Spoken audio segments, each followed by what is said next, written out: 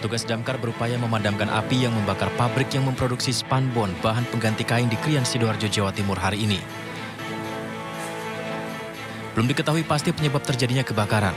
Api tiba-tiba muncul di gedung sebelah kiri area pabrik dan langsung membesar hingga menyambar ke sejumlah ruangan dan gudang penyimpanan bahan produksi.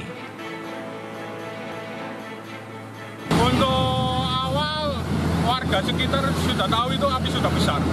Jadi untuk kronologinya belum pasti, tetapi untuk menurut warga sudah besar tadi untuk api, untuk laporan tadi. 20 unit mobil pemadam kebakaran dari berbagai sektor milik Pemkab Sidoarjo dan 4 unit PMK dari Pemkot Surabaya dikerahkan untuk memadamkan api. Dari Sidoarjo, Jawa Timur, Pramono Putra, iNews melaporkan.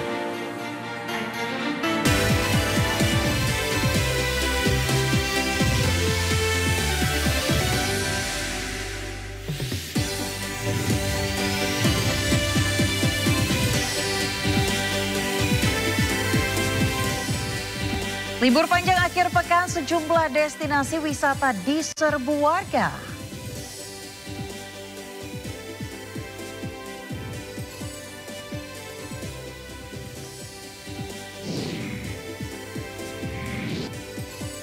Ibu Kota Baru Indonesia mulai 16 September 2024 dibuka untuk masyarakat umum.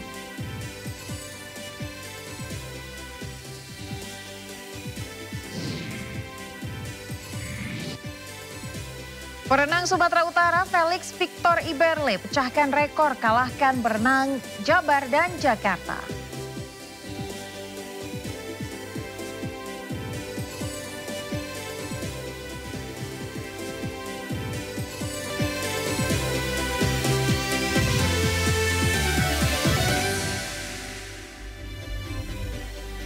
Halo, selamat malam pemirsa. Sindo Malam hadir dengan beragam informasi terkini tanah air serta mancanegara. Bersama saya Aya Nufus, inilah Sindo Malam selengkapnya.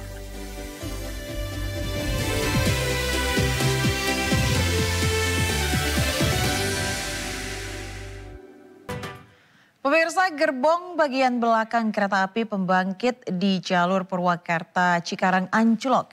Akibat kejadian ini, perjalanan kereta api komuter lain Walahar Ekonomi terganggu. Anjlok, guys. Meski demikian, Humas PT KAI Daob 2 Bandung menyebutkan perjalanan komuter lain Walahar dapat dilanjutkan kembali karena terdapat 2 jalur. PT KAI juga memastikan tidak ada korban luka maupun jiwa dalam kejadian ini. Selanjutnya, tim teknis KAI Daob 2 Bandung bergerak cepat untuk melakukan evakuasi gerbong kereta yang anjlok untuk memulihkan jalur serta memastikan keselamatan perjalanan kereta api ke depannya.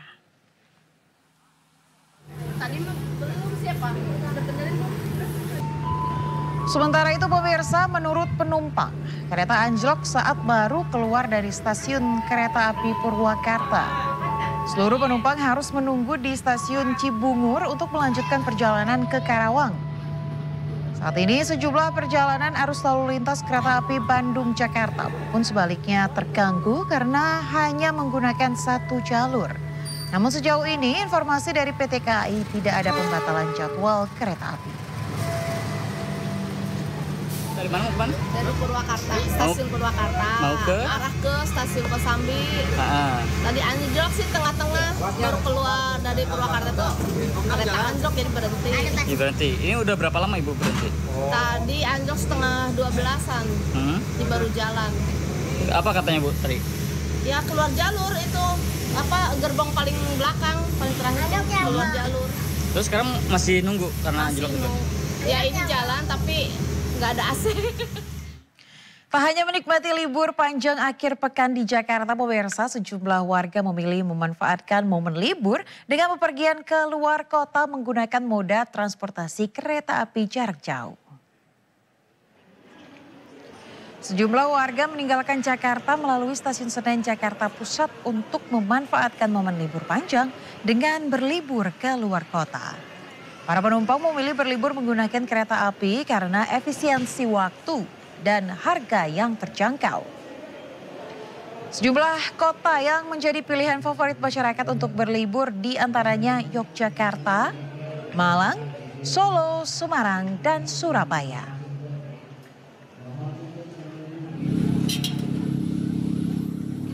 Kepadatan penumpang juga terjadi di stasiun Bandung, Jawa Barat, di mana 32.000 tiket perjalanan kereta api jarak jauh ludes terjual di momen libur peringatan Maulid Nabi.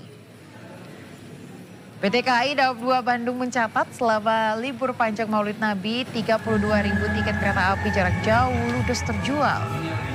Para penumpang mayoritas bertujuan Jawa Tengah, Yogyakarta, dan Jawa Timur. Jumlah ini meningkat 20% dibandingkan hari biasa. Alhamdulillah stasiun Bandung ada peningkatan yang cukup signifikan lah ya. Mulai hari kemarin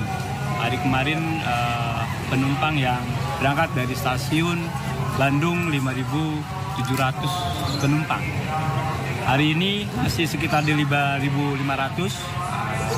Besok mulai berkurang 4.600, 4.500 ya. 4 hari dari 13, 14, 15, 16. Suasana libur akhir pekan juga tampak terasa di Bandara Soekarno-Hatta, Tangerang, Banten. Terjadi kenaikan penumpang sebanyak 30% dibanding hari biasa. Libur panjang akhir pekan dimanfaatkan masyarakat berlibur atau pulang kampung seperti yang terjadi di Bandara Soekarno-Hatta, Tangerang, Banten. Counter check-in Terminal 2 Bandara dipadati dengan panjangnya antrean calon penumpang. Terjadi peningkatan jumlah penumpang sebanyak 30% dibanding hari biasa dengan pergerakan pesawat mencapai 1.087 penerbangan. Diperkirakan jumlah penumpang akan terus meningkat. Dihimbau penumpang datang 3 jam lebih awal agar tidak tertinggal pesawat.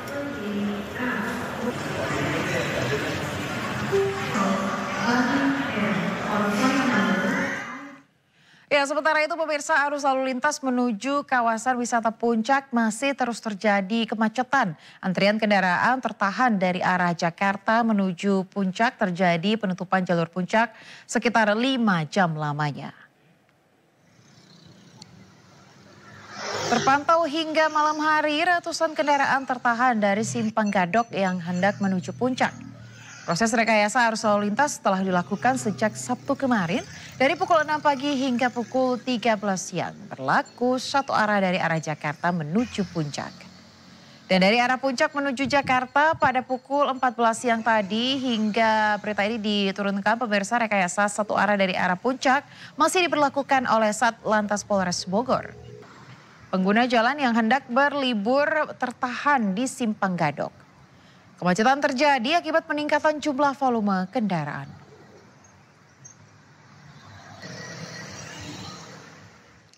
Ya, di libur panjang akhir pekan, Taman Impian Jaya Ancol Jakarta masih menjadi pilihan destinasi warga untuk berlibur. Warga pun sudah berdatangan sejak pagi hari. Libur panjang Maulid Nabi dimanfaatkan oleh ribuan warga Jakarta dan sekitarnya untuk berwisata di Taman Impian Jaya Ancol. Salah satu spot yang paling diminati pengunjung yakni di Pantai Lagun Ancol. Warga menikmati beragam sarana rekreasi seperti wahana air atau hanya sekedar duduk santai menikmati keindahan suasana pantai. Warga yang mayoritas berlibur bersama anak-anak ini juga membawa perlengkapan piknik lengkap untuk menikmati suasana di pinggir pantai. Libur panjang akhir pekan digunakan sebagian masyarakat untuk berwisata. Salah satunya wisata edukatif di Taman Mini Indonesia Indah. Wisatawan dapat mengunjungi anjungan-anjungan provinsi di Indonesia menggunakan shuttle gratis yang disediakan oleh TMII.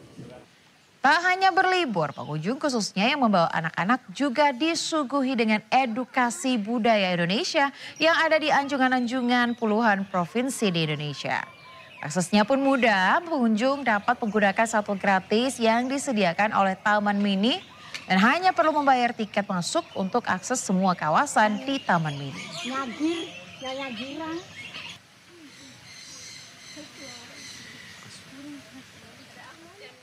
Ya, sementara jumlah destinasi wisata diserbu warga di liburan panjang pekan ini pemirsa, diantaranya di Pantai Carita, Pandeglang, Banten yang kini ramai pengunjung.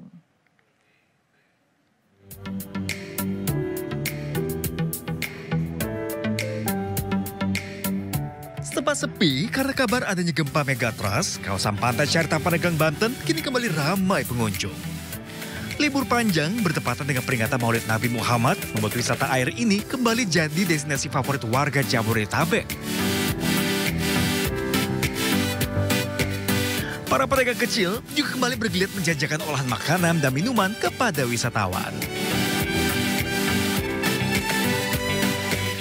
Lumayan Pak, kalau dibilang penurunan, kita namanya tiap hari jualan, kalau kita bilang menaikkan, ya kita cukup lumayan lah harganya. Tapi kelihatannya wisata nggak pengaruh ya dengan adanya informasi gempa ya? Nggak ada. Nggak ya? Iya. Ini tetap ramai ya wisata ya? Mudah-mudahan ramai sampai nanti tahun baru. Meski sudah mengetahui adanya informasi gempa megatrust, wisatawan tetap datang. Pemerintah Kabupaten Pandeglang dan BNPB juga telah menyiapkan lokasi evakuasi dan melatih warga agar tanggap terhadap bencana besar. BNPB sudah mengatakan gempa megatrust bukan isu dan warga yang tinggal di sekitar pantai diharap waspada bencana besar tersebut. Itu kayaknya kan cuma buat anu-anu aja kan. Kalau saya nggak rasa kurang percaya begitu juga. Ini buktinya aja begini. Tapi Bapak pernah dengar ya terkait dengan isu tersebut ya Pak ya? Kemungkinan ada rasa khawatir atau gimana Pak? Tidak.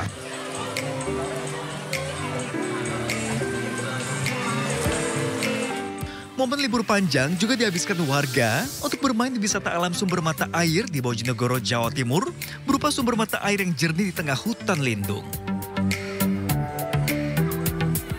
Lokasi dikenal dengan sumber Grogolan ini terdapat sejumlah titik sumber mata air yang tidak pernah kering meski musim kemarau panjang sedang berlangsung. Alhasil, wisatawan yang datang tidak hanya dari Bojonegoro, namun juga dari berbagai daerah baik dari Jawa Timur maupun Jawa Tengah.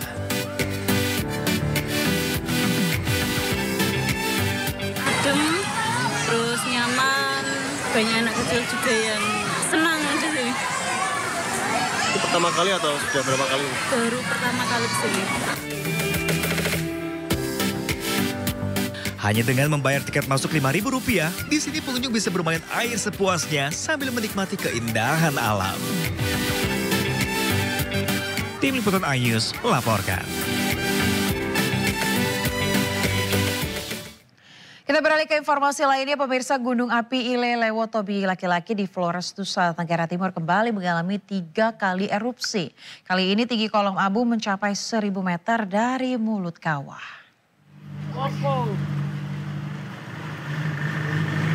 Berdasarkan data pos pengamatan gunung api, erupsi terekam di seismogram dengan amplitudo maksimum 11 mm dan durasi 9 menit 58 detik. Warga di 8 desa yang berada di kaki gunung belum mau mengungsi dan tetap memilih bertahan. Saat ini Gunung Lewotobi masih berada di level 3 atau siaga. Pihak PVMBG mengimbau masyarakat tidak melakukan aktivitas apapun dalam radius 3 km dari pusat erupsi Gunung Lewotobi laki-laki dan Gunung Lewotobi perempuan.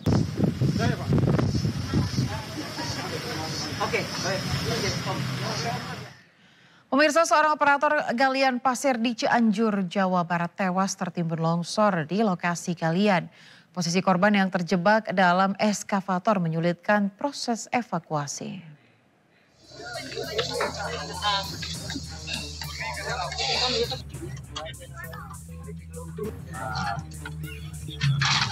Petugas SAR gabungan mengevakuasi Maman Suryaman alias Ujang yang merupakan operator galian pasir yang tertimbun akibat longsoran di lokasi galian di Kampung Sirnagali, Desa Sukamulya, Kecamatan Sukaluyu, Cianjur, Jawa Barat. Tebalnya material longsor yang penuh dengan bebatuan yang menimbun korban dan eskavatornya membuat petugas kesulitan. Kejadian bermula saat korban tengah melakukan aktivitas penggalian. Namun naas tebing setinggi lebih dari 10 meter tiba-tiba ambruk dan longsor. Korban yang diduga tidak sempat menyelamatkan diri akhirnya turut tertimbun beserta dengan eskavator yang digunakannya. Lebih dari 3 jam, akhirnya jasad korban berhasil diangkat dan evakuasi. Korban pun kemudian dibawa ke RSUD Cianjur. Kesulitannya apa saja nih Bang? Yang pertama mungkin medan longsoran ya, karena memang longsorannya cukup padat, apalagi materialnya batu dan tanah, sehingga mengakibatkan kesulitan. Itu yang pertama. Terus yang kedua, kita butuh juga alat berat ya, seperti beko yang kami minta juga tadi ke pihak perusahaan, memang disediakan beko. Yang ketiganya, posisi korban terjepit sehingga mempersulit kita dalam proses evakuasi. Petugas belum bisa memastikan apa penyebab pasti dari terjadinya longsor ini. Namun pihaknya juga mengimbau agar para pekerja selalu waspada dan hati-hati. Dari Cianjur, Jawa Barat, Muhammad Andi Isyan melaporkan. Pemirsa, kasus dugaan perundungan di SMA Binus School Simpruk Kebayoran Lama, Jakarta Selatan masih terus bergulir. Pihak Binus School Simpruk membantah telah terjadi pembiaran oleh pihak sekolah seperti tuduhan yang beredar.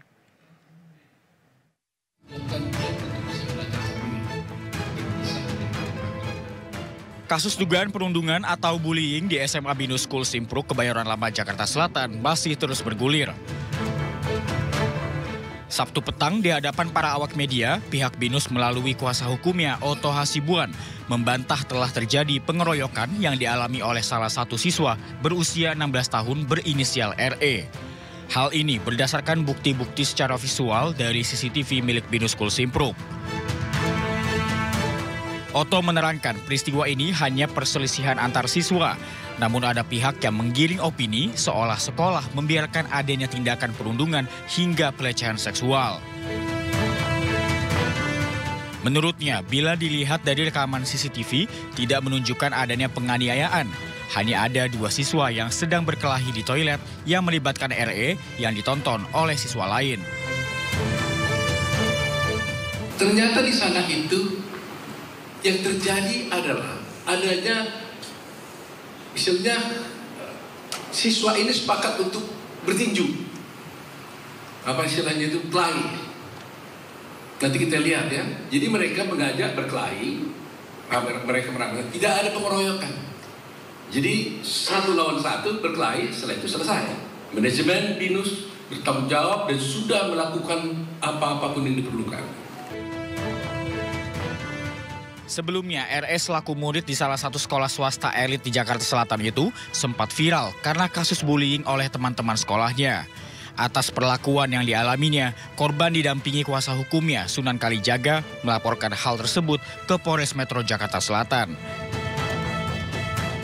Dari Jakarta Selatan, Den Helmi Satjangbati, iNews melaporkan. Sebut munaslup Kadin ilegal, Arsyad Rashid akan ambil langkah hukum. Informasinya akan kami hadirkan usai jeda, tetaplah di Sindo Malam.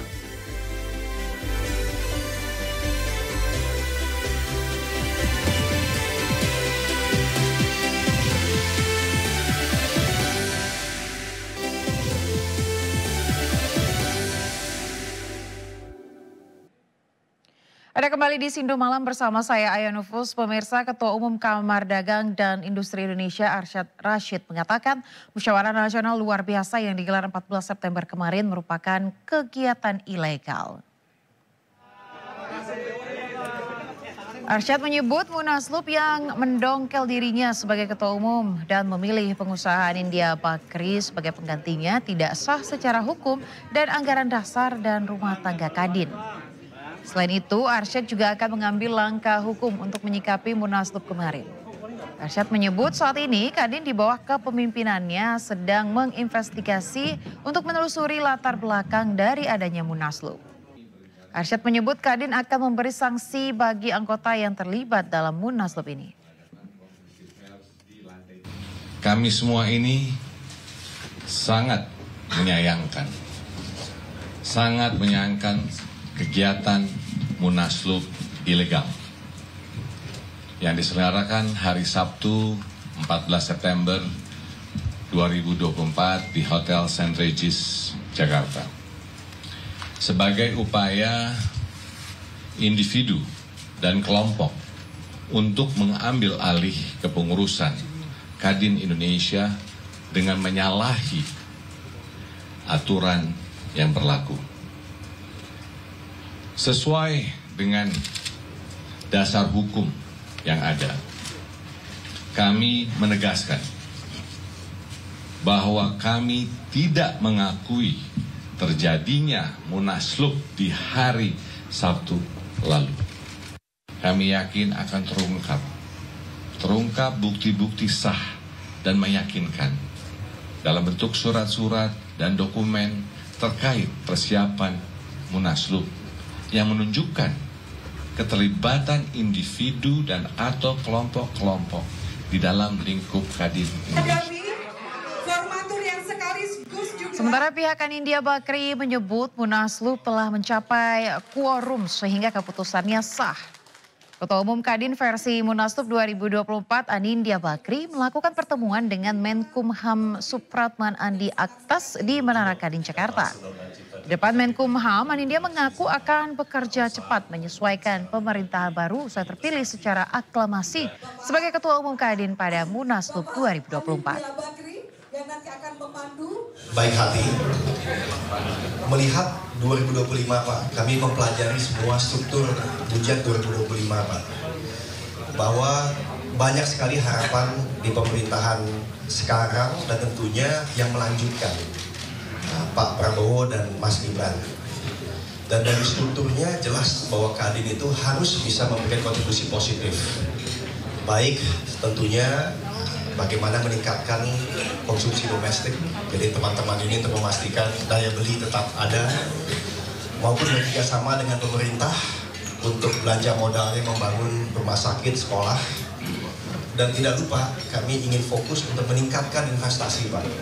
Bukan saja investasi belaka, tapi investasi yang bisa berbasis ekspor.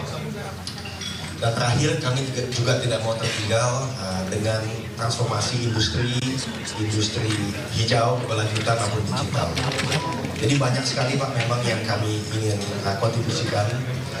Dan ya mulai dengan semangat Pak. Kami tahu 25 September budget akan diketok, 1 Oktober parlemen teman-teman akan masuk ke gedung. Dan 20 Oktober insya Allah Presiden terpilih akan dilantik sebagai Presiden bersama Wakil Presiden. Jadi di akhir kata Pak Menteri, kami siap Pak Menteri untuk bekerja. Masih ada waktu 1 bulan lebih sedikit, kami akan mulai untuk menjalin komunikasi yang lebih baik. Selain tadi untuk internal kita mengkonsolidasi, dan mudah-mudahan Pak untuk 20 Oktober kalau istilahnya bahasa tentangannya bisa hit the ground running Pak. Jadi langsung turun, langsung lahir.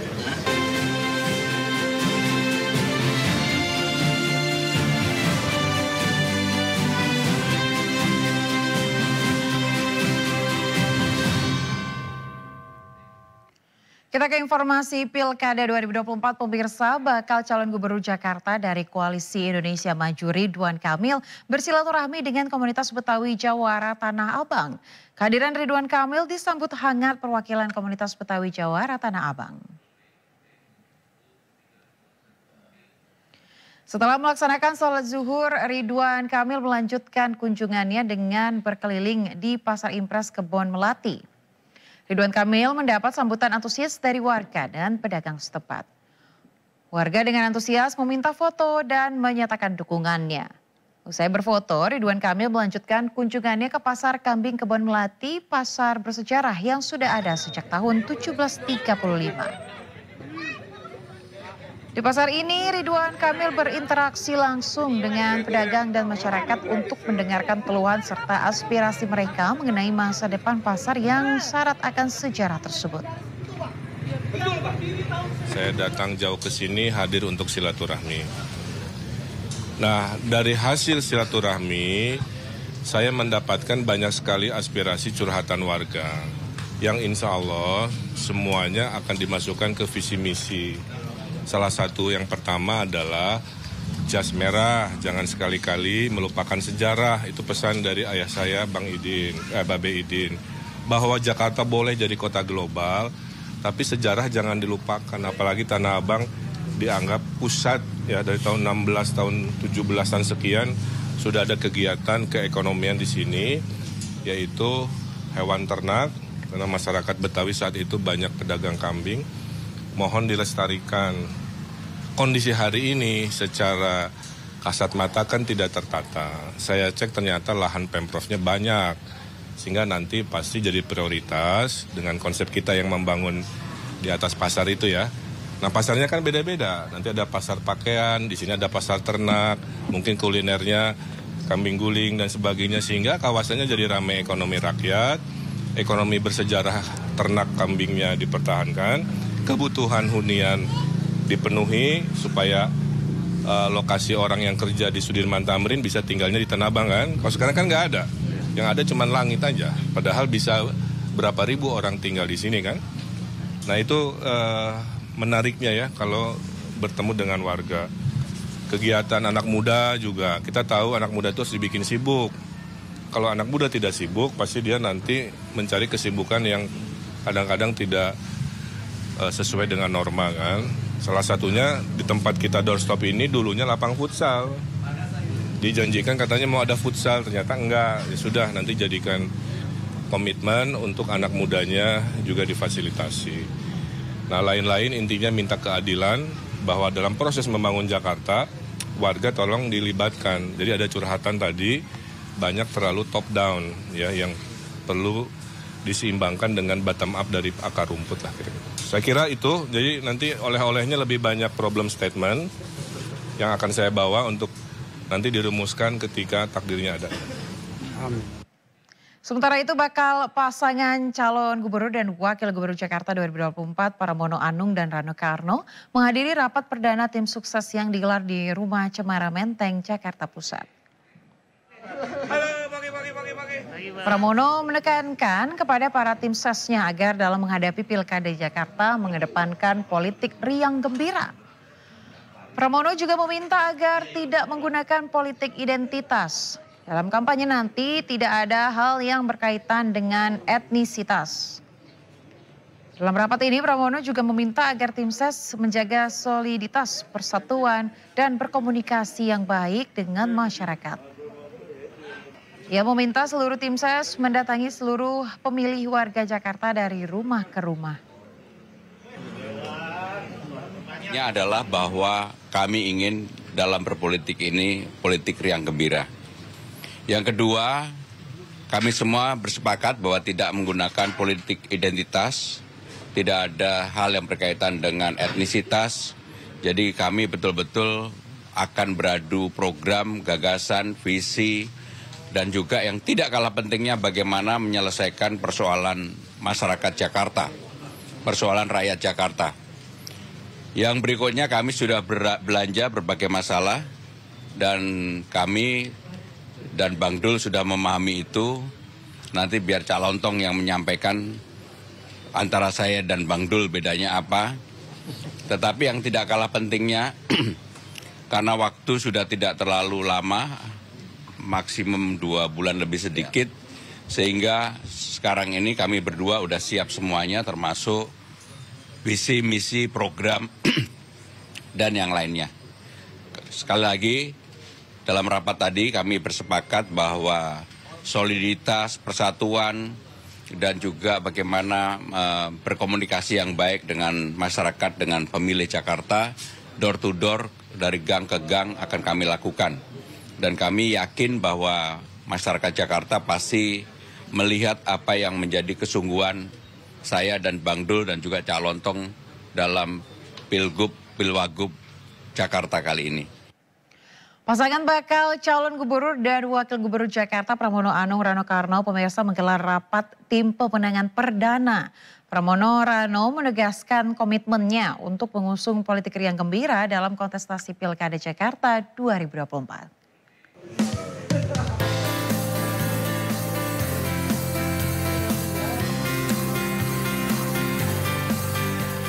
Bertempat di rumah pemenangan Jalan Cemara nomor 19 Menteng, Jakarta Pusat.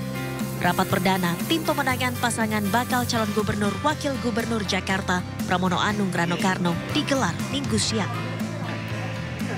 Rapat turut dihadiri komedian Lis Hartono alias Cak Lontong yang didapuk menjadi ketua tim ses Pramono Rano serta sejumlah anggota tim pemenangan lainnya. Rapat perdana yang membahas strategi pemenangan Pilgub Jakarta 2024 ini digelar tertutup selama 1 jam. apa yang menjadi prinsip dari tim pemenangan ini, saya dan Bang Dul menyampaikan bahwa politiknya harus politik riang gembira. Maka tadi kami tertawa terbahak-bahak, bersorak-sorak karena saya beruntung cawagup saya ini lucu banget, ketua tim suksesnya lebih lucu lagi. Jadi ketawa sampai hampir seperti menangis. Itu pun kita sudah siapkan apa saja, misalnya kita akan memasang CCTV di RT RW, kemudian kita akan membuat balai rakyat, kemudian kita akan meningkatkan insentif RT RW. Jadi ada beberapa program memang kita ingin lakukan. Dan tugas saya adalah bagaimana supaya tujuan dari Mas Pram dan Bang Dul membuat warga Jakarta bahagia ini bisa segera diwujudkan. Makanya kita ingin dalam mencapai membahagiakan warga Jakarta pun kita gunakan dengan cara-cara yang bahagia. Pramono Rano menekankan tim sesnya tidak akan memanfaatkan politik identitas dan etnisitas dalam berkampanye dan berkomitmen akan menghadirkan politik riang gembira. Dari Jakarta, tim liputan iNews melaporkan. Bakal calon wakil gubernur Jakarta Kunwardana Abioto, pemirsa, menyapa warga sambil mengajak makan bersama awak media di sebuah warung makan di Tanjung Priuk, Jakarta Utara. Pasangan Bacawagup Komjen Purnawirawan Dharma Pongrekun Kunwardana ini merupakan satu-satunya yang masuk dari jalur independen.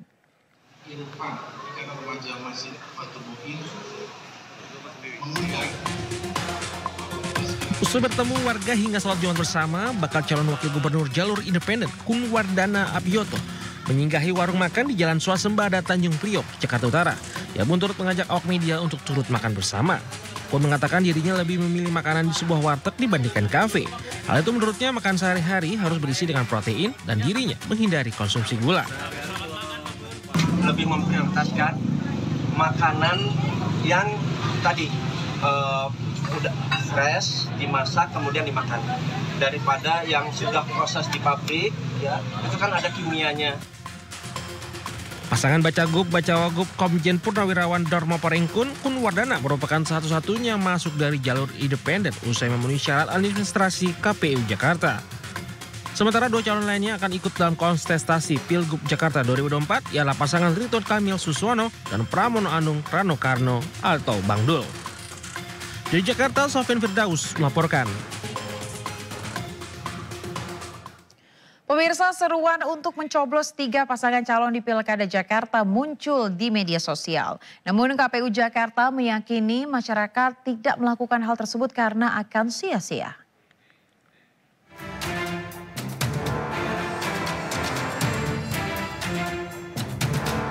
Media sosial diramaikan dengan seruan untuk mencoblos 3 pasangan calon di Pilkada Jakarta. Gerakan tersebut disebut disuarakan anak abah yang merupakan para pendukung Anies Baswedan.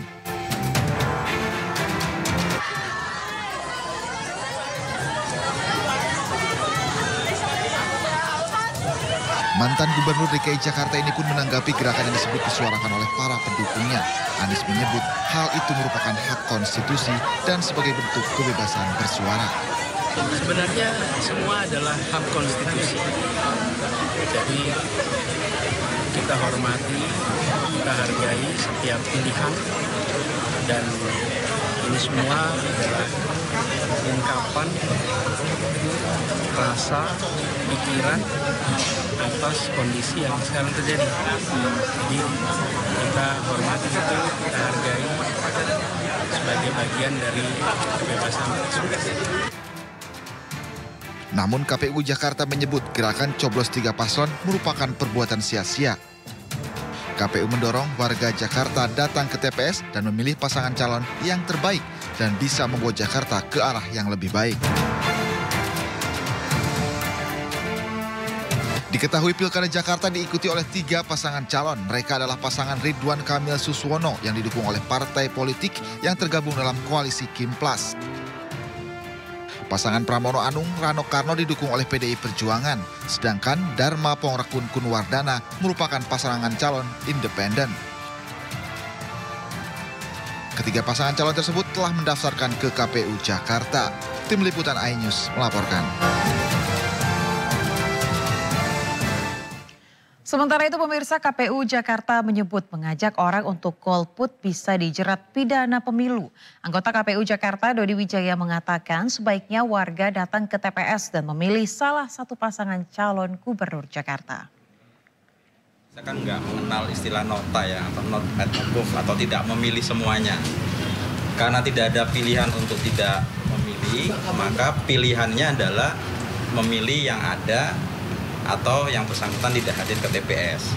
Di dalam Undang-Undang Pilkada, sepanjang tidak ada ajakan yang disertai dengan tawaran uang atau materi lainnya, maka itu ya sah-sah saja sebagai aspirasi personal, ya kan. Tapi kalau itu ada ajakannya berupa uang atau materi lainnya untuk tidak memilih atau menjadikan suara menjadi tidak sah, maka itu masuk dalam kategori nanti pidana pemilu. Tapi kita nggak usah masuk ke sana lah. Karena apa? Karena kita yakin ini kan belum masa kampanye ya. Nanti kalau sudah penetapan calon tanggal 22, pengundian nomor urut tanggal 23, kampanye tanggal 25, sudah mulai sosialisasi visi misi program, kita yakin masyarakat Jakarta adalah masyarakat yang rasional, masyarakat yang cerdas, yang bisa memilah dan memilih. Jadi ibaratnya ini adalah pesta rakyat, namanya pesta kan senang-senang ya, happy-happy. Kita diberikan menu, ada 3 menu, ya kita pilih yang mana yang sesuai dengan kesukaan kita.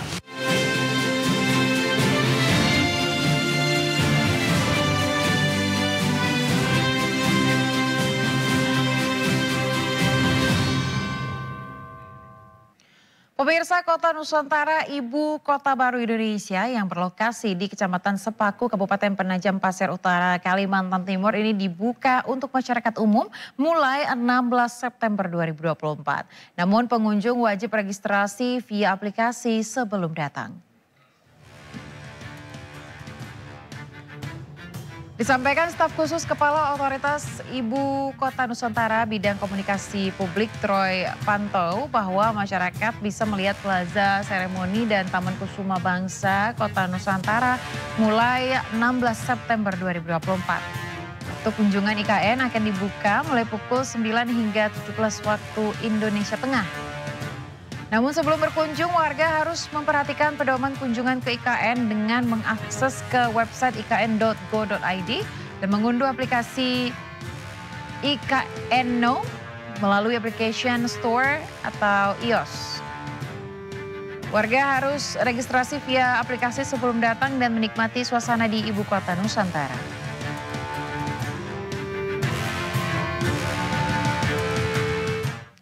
Jelang perpindahan ASN pada akhir tahun, Otorita IKN terus mengebut pengerjaan hunian ASN pemirsa.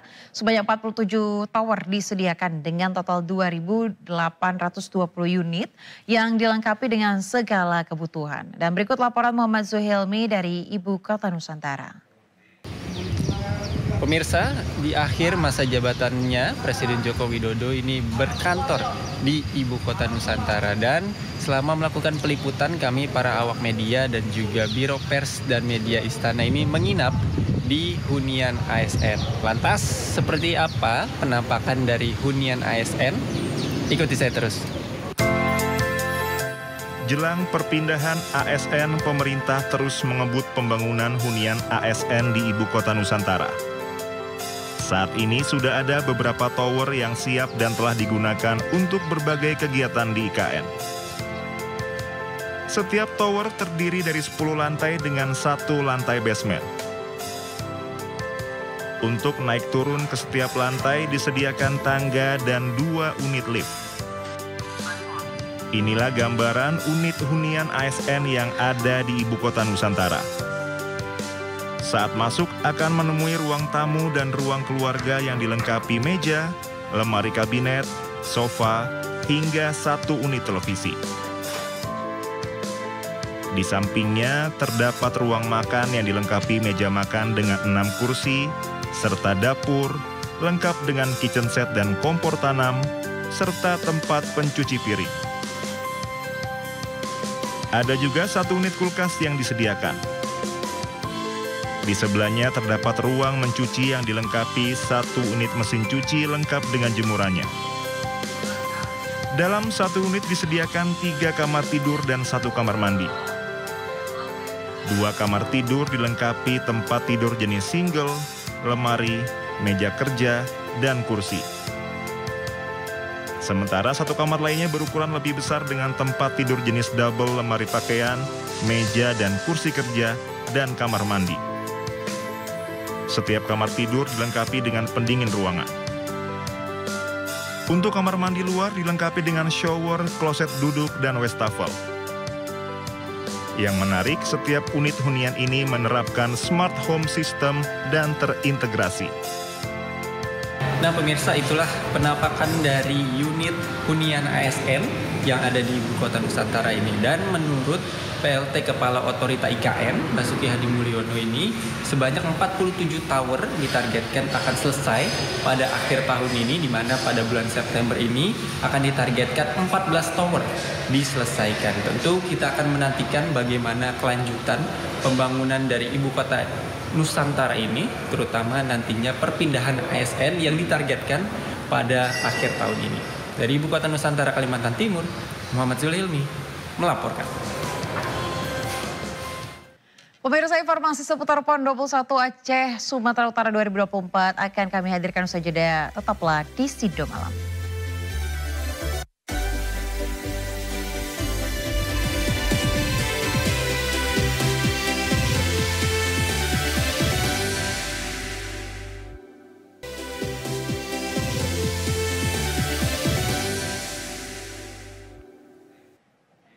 Ada kembali di Sindo Malam bersama saya Aya Nufus. Kita ke informasi olahraga pemirsa. Cabang olahraga Anggar Putri Provinsi Riau menambah 1 medali emas pada Pekan Olahraga Nasional ke-21 Aceh Sumatera Utara di nomor floret beregu putri. Medali emas ini terasa spesial karena menjadi medali emas pertama yang diraih kontingen ini.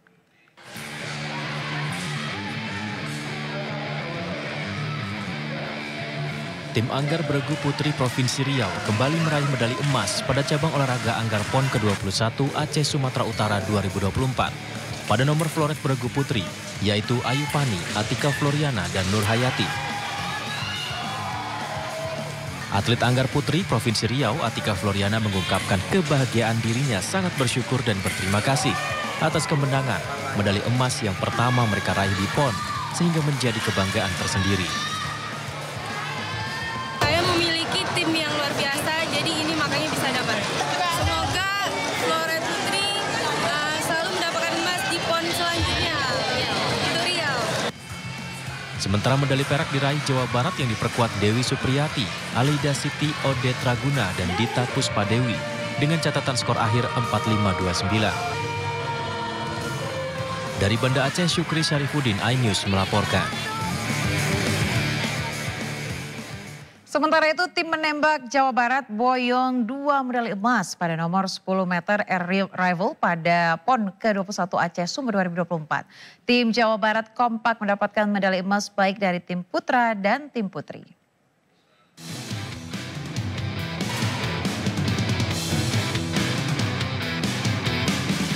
Tim penembak beregu putra dan beregu putri dari Jawa Barat kompak meraih medali emas secara bersamaan pada nomor 10 meter air rifle cabang olahraga menembak yang berlangsung di lapangan tembak Rindam Mata IE Aceh Besar.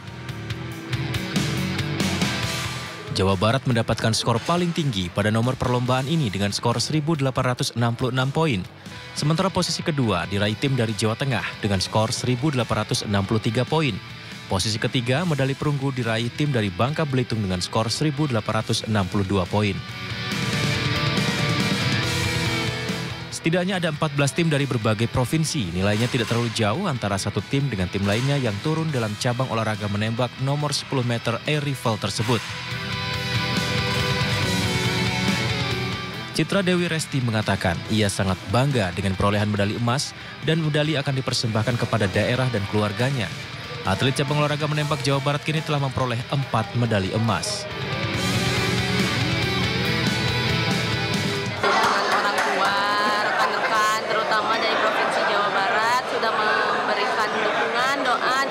Memfasilitasi kami selama kemarin training camp. Totalnya sementara untuk Jawa Barat baru 4 emas.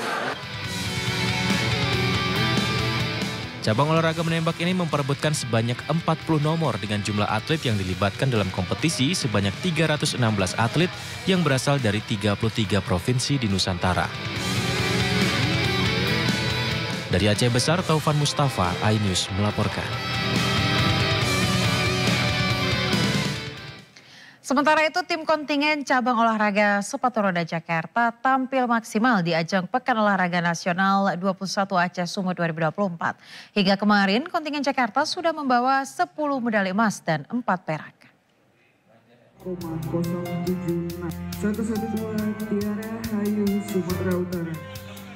Tim kontingen cabang olahraga sepatu roda Jakarta tampil maksimal di ajang Pekan Olahraga Nasional ke-21 Aceh Sumatera Utara 2024. Dalam pertarungan di kelas Team Time Trial 10.000 meter putra dan putri pada Sabtu kemarin yang dipimpin Muhammad Sal berhasil meraih 2 emas.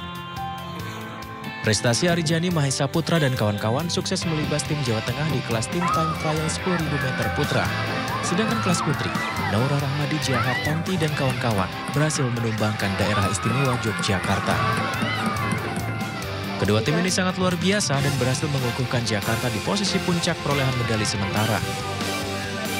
Hingga Sabtu 14 September 2024, skuad Jakarta berhasil mendalip Jawa Barat. Jakarta mengantongi 98 emas, 86 perak, dan 80 perunggu, atau total 264 medali. Dari PD Aceh, Jamal Pangwa, iNews melaporkan. Perenang Sumatera Utara Felix Victor Iberle sempurnakan rekor nomor 52 meter gaya dada putra dengan catatan waktu 27,63 detik pada PON 21 Aceh Sumut. Felix juga sempat pecahkan rekor pada SEA Games Kamboja pada tahun lalu.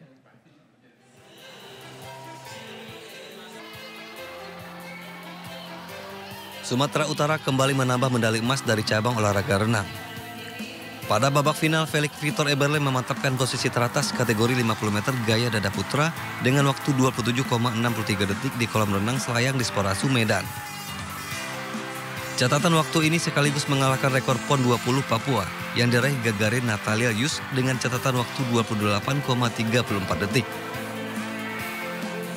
Pada babak penyisihan, Felix menjadi yang tercepat pada kategori 50 meter gaya dada putra dengan catatan waktu 28,36 detik. Felix berhasil meraih medali emas, Muhammad Dwiki Raharjo asal Jawa Barat medali perak dan Gagarin Natalius asal DKI medali perunggu. 3 PON ke belakang kita juga pernah menghasilkan prestasi Indra Gunawan, dan setelah Indra inilah atlet Sumatera Utara yang bisa memecahkan rekor PON. Dan kita terima kasih, ini memang atlet latihannya dekat di kita, ada di Pineng. Dengan perolehan medali emas dari cabang olahraga renang, Sumatera Utara berhasil mengumpulkan 45 medali emas sementara dari seluruh cabur selama PON 21 Aceh Sumatera Utara. Dari Medan Sumatera Utara, Ahmad Ridwan Nasution, iNews melaporkan. Pemirsa, informasi tadi sekaligus mengakhiri Sindo malam hari ini. Anda bisa mendapatkan informasi terkini dan terbaru melalui portal yang menghadirkan berita daerah, berita nasional dan berita internasional di inews.id. Mari berbagi untuk masyarakat yang terdampak bencana di tanah air melalui MNC Peduli dengan berdonasi pada rekening di bawah ini pemirsa, atau scan QR dengan aplikasi uang digital Anda. Saya Aya Nufus beserta seluruh kerabat kerja yang bertugas pamit undur diri. Terima kasih, selamat malam dan sampai jumpa.